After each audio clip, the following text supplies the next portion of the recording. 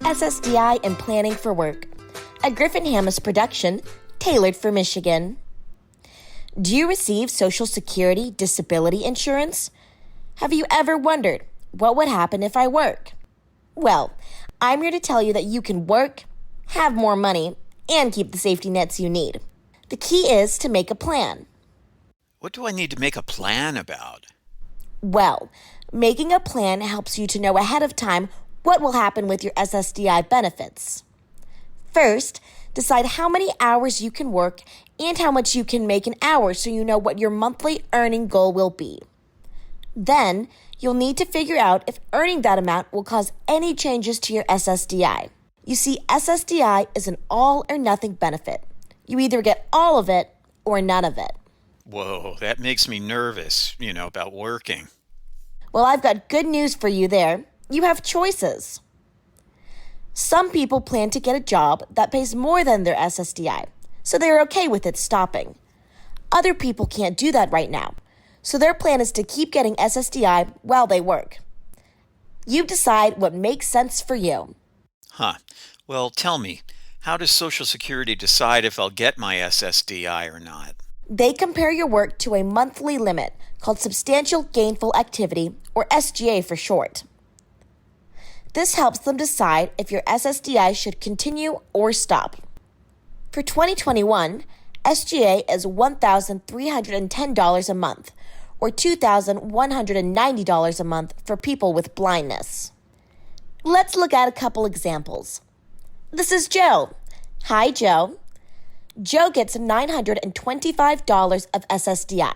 Now, he knows of a job where he could work 15 hours a week as a bookkeeper, making $11 an hour. That works out to $720 a month. And that's low enough that his SSDI would continue.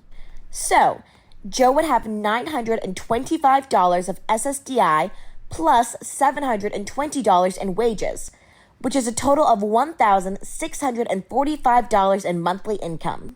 Really, that's great. Let's look at one more example. This is Belinda. Hello, Belinda. She gets $1,100 of SSDI. Now, Belinda is finishing a nursing degree and plans to work 40 hours a week, making $20 an hour, which works out to $3,464 a month.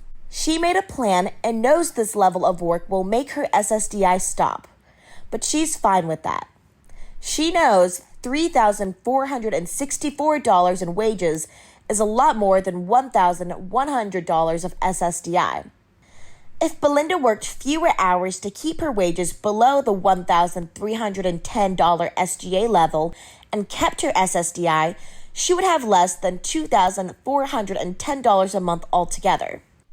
That would still be much less than the $3,464 Belinda plans to make as a nurse, even after taxes, so she doesn't mind her SSDI stopping. And there are rules that can let Belinda keep Medicare if she earns enough to stop her SSDI. Okay, but what if Belinda can't work and then she needs to get her SSDI back? Well, that's a great question. The SSDI program has safety nets called work incentives.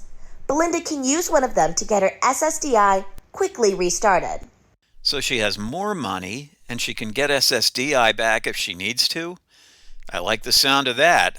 Yeah, it is great. You can see how it's possible to work, have more money, and keep the safety nets you need.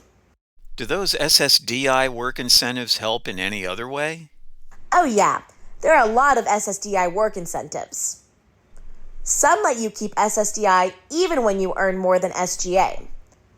Some work incentives let you restart your SSDI quickly if it stops, just like you saw with Belinda. And other work incentives let you keep Medicare, even if your SSDI stops. I think I'm ready to make a plan to work, so how do I do that? That's another great question. You can go to mi.db101.org and read the article about SSDI and work, or use the Benefits and Work Estimator to see how you can be better off with a job. And if you'd like to talk to someone about SSDI and work, call Social Security's Ticket to Work helpline at 1-866-968-7842. Their TTY number is 1-866-833-2967. To see more videos like this one, go to mi.db101.org/video/benefits.